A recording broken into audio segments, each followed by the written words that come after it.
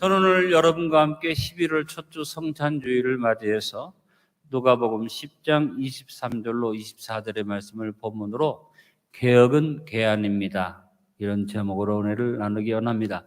지난 주일이 종교개혁 기념주일이었습니다.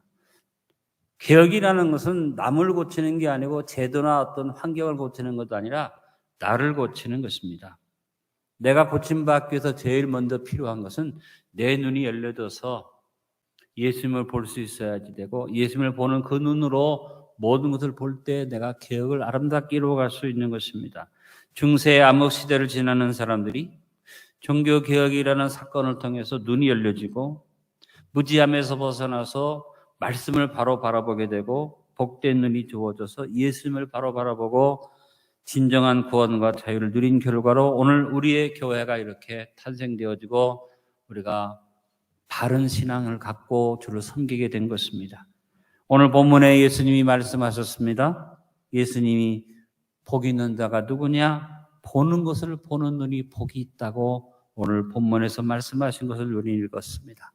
같이 보는데 보는데 당연히 보고 있는데 주님이 보는 것을 보는 눈이 복이 있다. 육안으로 보는 것만이 아니라 이 말은 영적인 눈이 개안되어져서 눈이 열려져서 진정한 봐야 할 것을 보는 사람은 복이 있다. 오늘 예배드리는 여러분에게 이 복이 임하기를 간절히 바랍니다. 여러분, 하나님의 축복은 보는 데서 임한다고 성경이 말씀하고 있습니다. 창세기 13장 14절 15절에 보니 하나님이 아브라함을 축복하시는데 아브라함에게 뭘 요구하십니까? 보는 것을 요구하셨습니다. 롯이 아브라함을 떠난 후에 여호와께서 아브라함에게 이르시되 너는 눈을 들어 너 있는 곳에서 북쪽과 남쪽 그리고 동쪽과 서쪽을 바라보라. 보이는 땅을 내가 너와 내 자손에게 주리니 영원히 이르리라. 아브라함에게 주어진 축복이 뭡니까? 개안의 축복이죠. 롯과 함께 양을 칠 때, 또 아브라함이 스스로 그 광야에서 살아갈 때 아브라함의 눈에 다 보였죠. 동서남북이 다 보였습니다. 그러나 하나님께서 롯이 떠난 다음에 그의 영안을 열어주시고 개안해 주시고 그에게 말씀하십니다. 눈을 들어서 이제 내가 너에게 영안의 눈을 열었으니 바라보라. 네가 보는 것을 내가 너와 내 자손에게 주리라. 예수님께서도 우리에게 눈의 중요성, 개안의 중요성, 눈이 열려지고 보여져야 한다는 것을 말씀하셨습니다. 마태복음 6장 22절로 23절과 누가복음 11장 34절에서 주님이 주신 말씀이 무엇입니까? 내 몸의 등불은 눈이라. 내 눈이 성하면 온몸이 밝을 것이요 만일 나쁘면 내 몸도 어두우리라. 혹 안경 쓰는 분이 이 말씀을 또 시험으로 받으면 안 됩니다. 내 눈이 나쁜데 내 몸이 잘못되나, 그 의미가 아니죠. 육안을 말하는 게 아닙니다. 영적인 눈이 열려지지 않는 사람은 그 몸이 성할 수 없다. 그 삶이 성할 수가 없다. 그래서 예수님이 하신 말씀은 뭐냐면 눈을 여는 개안에 관한 말씀을 주신 것입니다. 이처럼 보는 것은 축복의 원인이 되고 개혁을 이루어갈 수 있는 가장 첫걸음이 눈이 열려지는 것인데, 죄를 짓고 저주를 받고 잘못되는 일도 눈에서 옵니다. 그래서 요한일서 2장 16절에 안목의 정욕을 말했습니다. 눈에 보이는 것을 통해서 들어오는 정욕이 나를 망하게 한다는 거죠.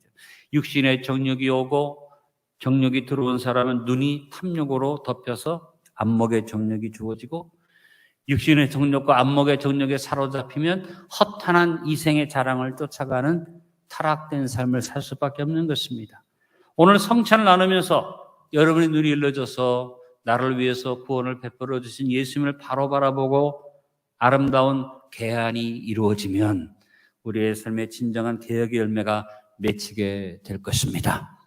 이 종교개혁 주간에 특별히 개혁이라는 말에 초점을 맞추고 성찬 예배 말씀을 드리는 것은 일상의 삶에서 나를 고쳐가는 일이 가장 중요하니까 이 개혁 주간에 역사적인 종교개혁을 말하기보다 내가 하나님 안에서 나를 바꾸어가는 아름다운 신앙의 열매를 맺는 삶을 기대하면서 오늘 성찬에 눈이 열려지기를 기도하고 말씀을 대하시기 바랍니다.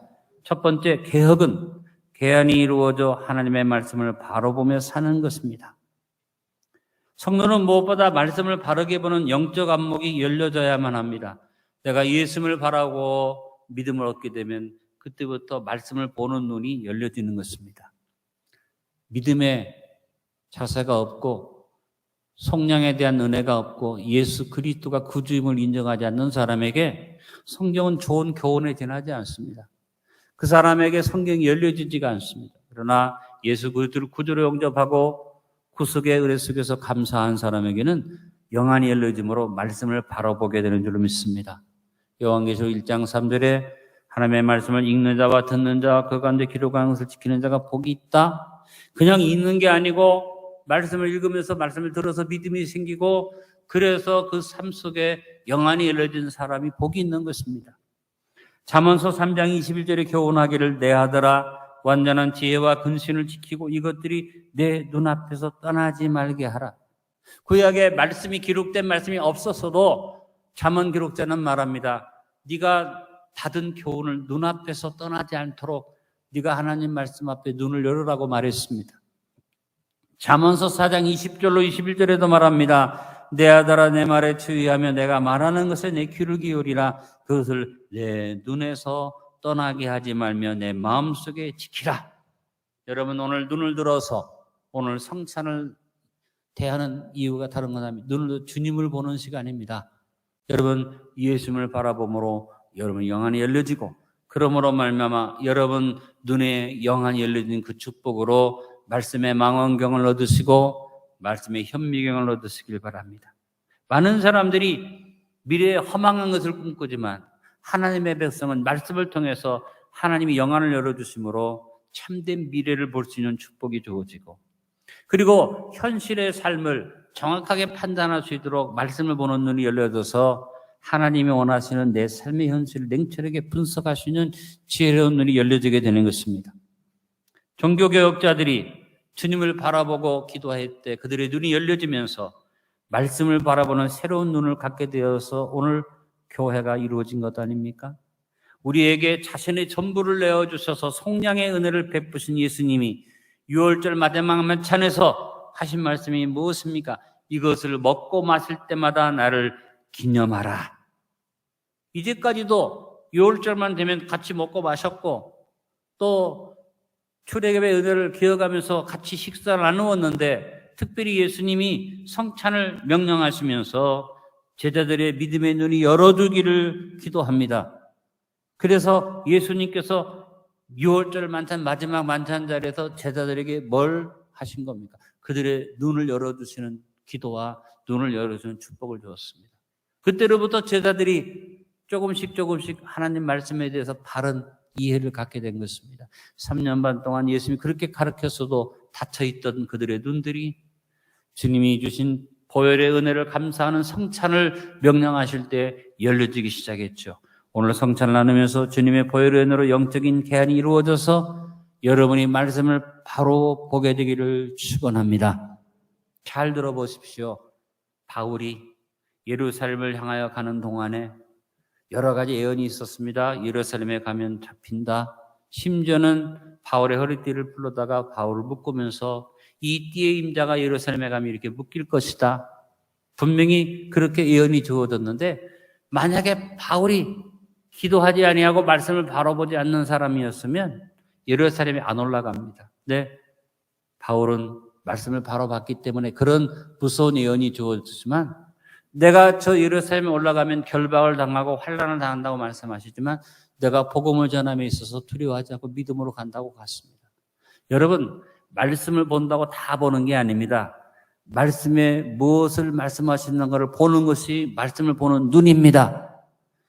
아무리 교회를 와서 말씀을 읽어도 예수님이 나의 구주임을 인정하지 않는 사람은 그 눈이 열리지 않습니다. 그러나 예수님이 나의 구주이심을 믿고 나를 위해서 살을 찢고 피를 흘리신 것을 믿는 사람에게는 눈이 열려집니다. 말씀이 보여집니다. 성찬이 큰 축복입니다. 눈이 열려지는 시간입니다. 성찬을 통해서 말씀을 보는 눈이 활짝 열리는 믿음의 성도들이 되어서 하나님의 말씀을 잘 분별하고 하나님의 뜻을 잘 깨달아 알아서 하나님의 뜻에 합당한 삶을 살아가는 안디옥 성도들 되시기를 바랍니다. 두 번째, 개혁은 개연이 이루어져 자신을 바로 보며 사는 것입니다. 우리가 나를 보는 것, 어떻게 보면 거울이 아니면 내 육신의 모습을 제대로 볼 수가 없죠. 나를 보기가 힘듭니다.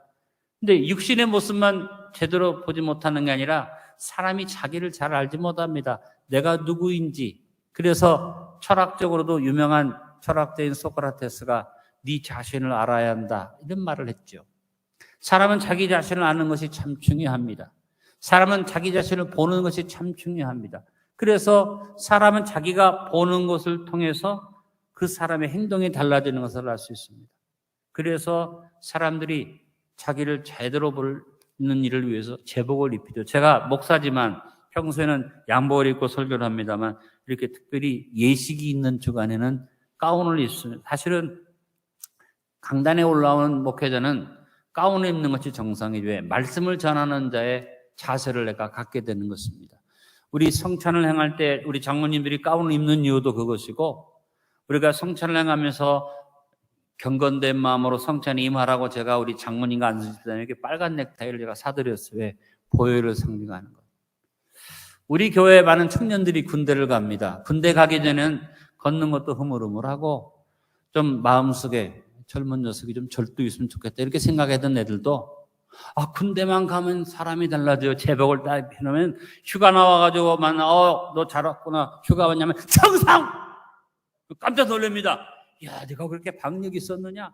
절도가 있었느냐? 그래서 참 잘됐다고 생각하는데 이 녀석이 제대만 하면 제대하고 온 녀석들이 충성하는 분이 하나도 없더라고. 제복을 벗겨놓으니까 다시 옛날로 돌아가요. 그만큼 제복이 무서운 거죠. 우리 안내원들도 제복을 입혀드리는 이유가 거기 있는 거 아니겠습니까? 그래서 회사도 제복을 만들어서 입히는 이유가 뭐냐? 자기를 어떻게 보느냐, 그것이 중요하기 때문이죠. 아주 점잖은 분이 뭐 병원 원장도 되고 대학교 교수도 있고 또 사업을 크게 하는 분, 참 어디에 가면 함부로 말도 잘 안 하는 분들이 예비군복만 입혀놓으면 이상해지는 거예요. 예비군복만. 제가 동네에서 예비군을 갔는데 아주 너무 농담을 잘하고 지나가는 여자를 보면 남자, 나이 많은 여자나 젊은 여자나 자꾸 희롱하고 그런 분이 있었어요. 야, 저분이 참 사람이 왜 저러지 그랬는데 무슨 일이 있어서 병원을 갔는데 동네 병원을 갔는데 원장님이더라고. 그래서 저를 알아보고 민망해가지고 아이고 목사님 사실은 뭐 내가 좀 농담을 좀 했습니다 그러는데 이게 옷을 입혀놓으니까 사람이 개차반이 되더니 참 사람은 자기를 어떻게 보느냐가 참 중요합니다. 그래서 여러분 우리가 주님 안에서 나를 잘 봐야지 됩니다. 우리의 삶을 바르게 바라보려면 하나님의 안목으로 나를 바라보고 판단해야지 됩니다. 내가 보는 나 물론 중요하죠. 다른 사람이 보는 나도 중요합니다. 그러나 제일 중요한 것은 하나님이 보시는 나. 성찬이 뭐냐? 하나님이 나를 어떻게 보시는가? 그것을 깨닫는 시간이에요. 하나님께서 나를 어떻게 보시는가? 나를 위해서 목숨까지 주시는 사랑으로 보신다. 이 성찬에 여러분 감격하면서 내가 어떤 존재냐? 예수님이 목숨까지 버려서 나를 구원한 보배로운 존재임을 믿으시길 바랍니다. 여러분 언제나 주님이 나를 사랑스럽게 보시면서 인정하시고 불러주시는 나의 참모습을 볼 수 있게 되길 바랍니다. 내가 성도고 집사고 장로고 또 여러 가지 직분과 내가 할 일이 많이 있어서 있지만 제일 중요한 건 다른 게 아니에요. 예수님이 나를 목숨까지 던져서 사랑으로 보시는, 나는 하나님의 사랑받는 고귀하고 보배로운 존재라는 것을 볼 수 있는 여러분 될 수 있기를 간절히 바랍니다. 베드로가 우리에게 그와 같은 하나님의 은혜로 주어진 모습을 고백해 주었는데 이 베드로가 체험이 어떤 체험입니까? 그가 눈이 열려지기 전에는 엉뚱한 소리를 많이 했어요. 예수님께서 제자들의 발을 씻겨주실 때 베드로가 말합니다. 선생님 발만 씻지 말고 나 머리부터 발까지 좀 다 목욕시켜 주세요. 그럴 때 예수님이 베드로의 눈을 여는, 영적인 눈을 여는 말씀을 하십니다. 요한복음 13장 10절에 예수께서 이르시되 이미 목욕한 자는 발밖에 씻을 필요가 없느니라. 온몸이 깨끗하니라. 너희가 깨끗하나 다는 아니니라 하시니, 가룟 유다가 배반할 걸 알기 때문에 너희가 다는 아니지만 주님이 보시면서 눈을 여신 것은 뭡니까? 너희는 이미 말씀으로 깨끗해졌다. 오늘 주님이 오늘 여러분에게 그 말씀을 주시는 것을 믿으시길 바랍니다. 이 축복을 받은 베드로, 눈이 제대로 열려지지 않을 때는 목욕까지 시켜달라고 했지만 눈이 열려진 다음에 그가 주님을 바로 만나고 예수님을 모른다고 3번이나 부인했던 베드로가 다시 믿음의 눈이 열려진 다음에 주님께서 그에게 양을 주라, 양을 먹이라고 말씀하신 것을 체험한 베드로가 자기를 바라보면서 고백한 예수 그리스도 안에 있는 나의 모습, 믿음으로 바라보는 나의 모습을 베드로는 베드로전서 2장 9절로 10절에 고백해 주었습니다. 같이 한번 이 말씀을 고백합니다. 그러나 너희는 택하신 족속이요 왕같은 제사장들이요 거룩한 나라요 그의 소유가 된 백성이니 이는 너희를 어두운 데서 불러내어 그의 기이한 빛에 들어가게 하신 이의 아름다운 덕을 선포하게 하려 하심이라. 너희가 전에는 백성이 아니더니 이제는 하나님의 백성이요 전에는 긍휼을 얻지 못하였더니 이제는 긍휼을 얻은 자니라. 여러분 오늘 성찬을 나누면서 믿음의 안목이 열려서 여러분 영적 개안이 이루어짐으로 여러분 자신을 바로 바라보고 우리 주님을 기념하는 제자들로 살아갈 수 있기를 간절히 축원합니다. 세 번째 개혁은 개안이 이루어져서 자신의 환경을 곱게 살펴 바로 보며 사는 것이 개혁입니다. 우리는 범사에 모든 일에 길을 잘 보고 걸어가야지 되죠. 환경을 보는 눈을 바로 가져야지 됩니다. 안경을 쓰고 우리가 모든 걸 보는 이유가 뭡니까? 잘못 보면 잘못 가니까 그래서 안경을 쓰죠. 서울에 이번에 갔는데 누가 소개해줘서 안경을 집사람이 맞추는 건 뭐냐면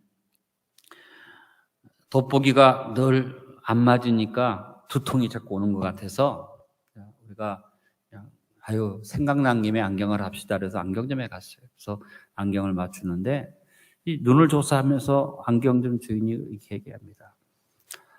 사모님이 지금 눈이 정상으로 보이지만 운전하십니까? 예, 운전합니다. 그런데 순간적으로 잘못 보여서 사고 날 수도 있는 위험성이 눈에 있습니다. 그러므로 안경을 좀 맞춰서 새로 하십시오. 처음에 생각할 때는 안경 팔아먹으려고 이러는구나. 오해를 제가 속으로 했어요. 근데 안경 값을 물어보니까 비싸지가 않아. 이 사람이 무슨 안경을 팔아서 돈 벌려고 하는 게 아니라 진짜로 얘기하는구나. 그래서 여러 가지 시험을 해서 안경을 돋보기도 맞추고 운전할 때서는 안경을 이렇게 맞춰서 맞습니다. 여러분, 우리가 그냥 육신의 눈도 정상적이지만 그 안경점 주인이 한 얘기는 뭐냐면 순간을 중요하게 하십시오. 한순간에 잘못 보면 큰 사고 나지 않습니까? 그러니까 돈 얼마 안 드니까 안경을 꼭 사모님 안경을 쓰고 운전을 해야지 되는 사람이 됐습니다. 눈이. 그러니까 안경을 쓰십시오. 그래서 참 감사하게 생각한 건 뭐냐면 미리 예방할 수 있으니까 감사한 일이잖아요. 그만큼 환경을 보는 눈이 중요한 거죠. 그런데 내 눈이 잠깐만 잘못되는 게 아니라 내 환경을 아주 잘못 봐버리면 내 인생이 이상하게 되어집니다. 그 예가 민수기 13장에 나타나 있는 예입니다. 이스라엘 백성들이 가나안 땅을 정탐하러 12명을 보냅니다. 12명을 보냈는데 10명이 와서 보고를 합니다. 본대로 보고하는데 그것이 육신의 눈으로만 봤기 때문에 그들의 보고는 부정적인 보고였습니다. 민수기에 보면 13장 32절로 33절에 열 정탐꾼의 보고가 나옵니다. 이스라엘 자손 앞에서 그 정탐한 땅을 압평하여 이르되 우리가 두루다니며 정탐한 땅은 그 거민을 삼키는 땅이요 거기서 본 모든 백성은 신장이 장대한 자들이며 거기서 네피림 구순 안악자손의 거인들을 보았나니 우리는 스스로 보기도 메뚜기 같으니 그들이 보기도 그와 같았을 것이니라. 그 땅을 보고 평을 하는 큰 두 가지, 그 땅은 거민을 삼키는 아주 좋지 않은 땅인데 그 땅에 사는 사람들은 장대해서 우리가 비교해 보니까 메뚜기 같다. 벌써 여러분 말에 문제가 생긴 게 뭐냐면 그 땅 거민을 삼키는 잘못된 땅인데 그 땅에 사는 사람들이 어떻게 그렇게 장대하고 힘이 있습니까? 벌써 판단이 잘못된 거예요. 그리고 우리가 봐도 우리는 메뚜기 같다. 이렇게 메뚜기 같다 그랬어요. 부정적인 모습으로 본 것입니다. 근데 똑같은 환경을 봤어요. 똑같이 갔어요. 똑같은 시간에 똑같은 지역을 정탐했어요. 근데 여호수아와 갈렙은 전혀 다른 이야기를 합니다. 민수기 14장 7절로 9절에 이스라엘 자손의 온 회중에게 말하여 이르되 우리가 두루 다니며 정탐한 땅은 심히 아름다운 땅이라. 여호와께서 우리를 기뻐하시며 우리를 그 땅으로 인도해 드리시고 그 땅을 우리에게 주시리라. 이는 과연 젖과 꿀이 흐르는 땅이니라. 다만 여호와를 거역하지는 말라. 그 땅 백성을 두려워하지 말라. 그들은 우리의 먹이라. 그들의 보호자는 그들에게서 떠났고 여호와는 우리와 함께 하시느니라. 그들을 두려워하지 말라 하니. 여호수아와 칼렙은 그 거민을 삼키는 땅이라고 악평을 했던 열 정탐꾼과 달리 말하면 심히 아름다운 땅이고 적과 꿀이 흐르는 땅이라고 그렇게 바라보고 얘기했습니다. 이미 하나님께서 가나안 땅에 들어가라고 말할 때 미리 그 땅은 적과 꿀이 흐른다고 말씀을 주셨어요. 근데 하나님의 말씀을 생각하지 않고 불신앙으로 본 사람들은 그 땅이 아주 무서운 땅이고 거민을 삼키는 땅으로 보였던 것이죠. 여호수아와 갈렙은 믿음의 안목이 주어진 대로 믿음으로 보니까 과연 아름다운 땅이고 그 땅이 적과 꿀이 흐르는데 메뚜기 같다고 말한 그 사람들과는 달리 여호수아와 갈렙은 말하면 저들은 우리의 먹이라, 개혁성이 저들은 우리의 밥이라, 우리가 능히 먹을 수 있다, 이렇게 볼 수 있었던 것입니다. 코로나19를 지나가면서 지금 우리의 눈이 지금 마귀가 와서 자꾸 우리 눈을 부정적으로 만듭니다. 우리의 환경에 대해서 우리 여러 가지 조건에서 부정적인 눈을 만드는데 믿음의 안목을 회복하는 여러분들 시기를 간절히 바랍니다. 인간적인 판단으로 보지 말고 믿음으로 환경을 볼 수 있는 여러분들 시기를 간절히 바랍니다.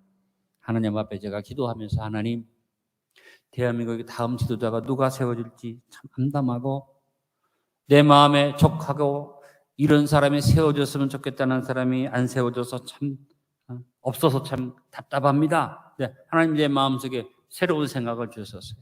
무슨 생각을 줬느냐? 과거에 대한민국에 장로 대통령이 있었지. 2명이나 장로 대통령이 있었는데 올라가서 장로 대통령이 제대로 일했느냐? 제대로 다스렸느냐? 아니었잖아요. 내가 원하는 대통령이 세워졌는데도 아니더라고 말이죠. 내가 마음속에 받은 생각은 뭐냐면 누가 세워지든지 누가 선출되든지 그게 중요한 게 아니라 하나님이 운영하시면 된다. 여러분, 대한민국 역사를 보세요. 역대 대통령이 다 감옥 갔잖아요. 수 없는 대통령이 차례 감옥 가고 그 다음에 비참한, 지금도 대통령 한 사람은 죽으니까 국장을 치르느냐 안 치르느냐 시비가 붙었어요. 당연히 대통령이 죽으면 국장을 해야 하는데 국장을 반대하는 사람들이 생기는 이유는 뭐냐면 그만큼 문제가 있었던 얘기예요. 자, 나라도 좁고 기술력도 부족하고 뭐 가진 자원도 부족한데 정치는 엉망인데도 하나님이 대한민국을 붙드시고 축복하니까 경제 대국이 됐어요. 내 마음속에 하나님 주신 믿음은 뭐냐? 눈을 열어라. 환경을 보면서 자꾸 이 사람 말하지 말고 누가 세워진 받든지 하나님이 붙드시는 사람 되기를 기도해라. 여러분, 내 마음에 안 맞는 사람이 세워져도 하나님이 붙드시면요, 내가 바라는 것보다 더 이 나라를 잘 끌어갈 수 있을 것이고, 내가 스스로 판단할 때 이 사람이야말로 하고 뽑았는데 하나님이 그를 도와주지 않으면 안 된다는 얘기예요. 뭐 지나간 얘기입니다만 우리 김영삼 장로님 대통령이 됐는데 하나님이 물론 도와주셨죠. 그런데 되자마자 육해공군 사고 다 났어요. 하늘에서 터지고 땅에서 터지고 바다에서 터지고 다리 무너지고 막 그러더라고요. 그래서 우리끼리 한 얘기가 있어요. 왜 이럴까? 여러분, 하나님이 도우셔야지 돼요. 하나님이 함께 하셔야지 돼요. 그리고 내 눈 안에 환경을 보는 눈이 열려진 것은 뭐냐면 아무리 세상에서 하나님의 역사를 방해해도 대한민국은 하나님이 지키시는, 이 눈을 열어서 이 환경을 보고 기도하게 하여 주옵소서. 여러분, 우리가 기도를 바꿉시다.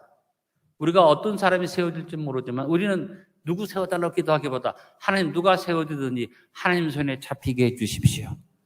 하나님 손에 굴복하게 해 주십시오. 하나님이 움직여가게 해 주십시오. 우리가 기도하면 하나님이 역사해 주실 줄 믿습니다. 여러분, 북한의 김정은이도 믿음의 눈으로 봅시다. 그냥 보면 굉장히 위태하고 자기 할아버지 김일성에 가졌던 수령의 직위를 지금 김정은이가 자기가 수령이라는 말을 합니다. 좀 나아지고 달라질 줄 알았더니 더 완악해지는데 그것도 걱정할 게 없느냐? 하나님이 역사하시면. 그래서 여러분 생각해 보니까 김일성이도 하나님이 죽이시고 김정일이도 꺾으시고 김정은이도 하나님이 처리하실 거니까 아멘이 안 되면 할 수 없고요. 오늘 성찬을 통해서 우리 영적 눈이 개안되어져서 우리의 환경을 곱게 살펴서 정도를 걸어가는 저와 여러분 되어지기를 바랍니다. 네 번째, 개혁은 개안이 이루어져서 미래를 바로 보며 사는 것입니다. 예수님은 십자가 고난을 당하기 전에 6월절 만찬에서 제자들에게 말씀하실 때 미래를 보는 눈, 그러면 여러분 성찬은 미래를 보는 눈을 여는 것입니다. 누가복음 22장 19절로 20절에 또 떡을 가져 감사하게 도하시고 떼어 그들에게 주시며 이르시되 이것은 너희를 주는 내 몸이라. 너희가 이거를 행하여 나를 기념하라 하시고 저거 먹은 후에 잔도 그와 같이 하여 이르시되 이제는 내 피를 세운 새 언약이니 곧 너희를 위하여 붓는 것이라. 말씀을 잘 읽어야지 됩니다. 주님이 기념하라 그랬었어요. 그것이 지나간 과거의 사건을 놓고 말한 게 아니에요. 예수님께서 기념하라고 한 것은 미래에 되어질 일들을 놓고 얘기하신 거예요. 여러분, 우리가 기념은 어떤 것입니까? 과거에 지나간 일을 기억해서 감사하고 그날을 우리가 생각하고 잊지 않고자 하는 것이 기념이죠. 근데 예수님이 하신 말씀은 십자가 위에 달리기 전에, 고난 당하시기 전에 주님이 나를 기념해라, 이 말은 미래를 놓고 말씀하신 거예요. 너의 앞날. 그래서 주님이 주실 때, 이 성찬의 약속을 주실 때 말은 새 언약을, 새 언약, 새롭게 주어지는 언약이라는 말씀을 주셨어요. 성찬을 나누면서 많은 분들이 얼마나 아프셨나, 주님 고난 당하셨네, 십자가의 길, 눈물 없이 못 가는 길. 물론 그게 잘못된 건 아니죠. 근데 주님이 원하시는 기념은 그게 아니에요. 주님이 당한 고난을 기억하면서 그것에 감사라는 게 아니에요. 주님이 원하시는 기념은 내가 너희를 위하여 살을 주고, 내가 너희를 위하여 피 흘리고, 내가 너희를 위하여 새 언약을 주고, 비전을, 미래를 보라는 것입니다. 여러분, 지금 우리 현실은 암담합니다. 여러 가지 코로나19로 인해서 참 어렵고, 특별히 교회의 현실이 많이 어둡죠. 그러나 주님은 우리에게 하시는 말씀이 뭡니까? 미래를 보라고 오늘 성찬을 주시면서 기념하라고 말씀하시는 줄 믿습니다. 성찬을 명령하는 이 6월절 만찬의 그 자리의 현실은 십자가 고난을 바라보는 어둠의 자리입니다. 근데 예수님은 그 어둠의 자리에서 기념을 말씀하시면서 새 언약을 말씀하셨어요. 미래를 바라보라고 말씀하셨어요. 우리 그리스도인들은 항상 하나님의 은혜를 놓고 미래를 볼 수 있는 눈이 열려져야지 됩니다. 물론 당연히 주님이 나를 위해서 흘리신 피를 기념하고, 주님의 그 고난을 기념하고, 치적에 맞으심을 기념하고, 주님께 나에게 살을 찢어주신 그 아픔을 생각하고 감사해야지 되죠. 그러나 그건 한 부분이고, 더 많이 주님이 원하시는 것은 앞으로 너희를 위해서 찢는 내 살, 앞에 너희들의 미래를 위해서 흘린 나의 피, 내가 너에게 주는 새 언약, 이것이 성찬의 진정한 의미입니다.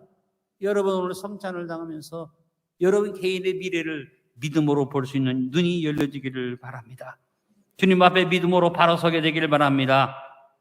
오늘 성찬을 나누며 우리를 위해 미래를 준비하신 새 언약을 바라보는 눈이 열려져 우리 일상의 삶에서 개혁을 완성하고 살아갑시다. 다섯 번째 개혁은 계안이 이루어져 좌우로 치우치지 않고 바로 보며 사는 것입니다. 나의 요구와 필요를 중심으로 사는 사람은 언제나 좌우로 치우칩니다. 하나님의 요구를 중심으로 사는 사람은 좌우로 치우치지 않습니다. 종교개혁자들이 종교개혁을 일으키는데 루터도 칼뱅도 쯔빙글리도 존 나스도 편안하게 살려고 마음먹으면 얼마든지 편안하게 살 수 있는 삶의 여유를 가진 사람들이고, 그들이 그런 좋은 교육을 받고 민중을 인도할 만큼 가진 것들이 많았던 사람들이에요. 특별히 루터를 여러분 살펴본 것처럼 루터는 그의 배후에 누가 있었습니까? 바로 작센 아날트주의 제후인 요한 프리드리히 3세가 철저하게 루터를 받쳐줬어요. 루터의 모든 것을 보조해주고 루터에게 다 제공해주고 거대한 집도 주고 다 보호해줬어요. 루터가 적당히 그냥 편안하게 살려고 하면 비텐베르그 대학에서 그저 그 제후의 후원을 받고 강의만 잘하고 카톨릭의 눈치를 보고 잘하면 돼요. 루터가 종교개혁을 일으킬 때 무조건 핍박이 온 것은 아닙니다.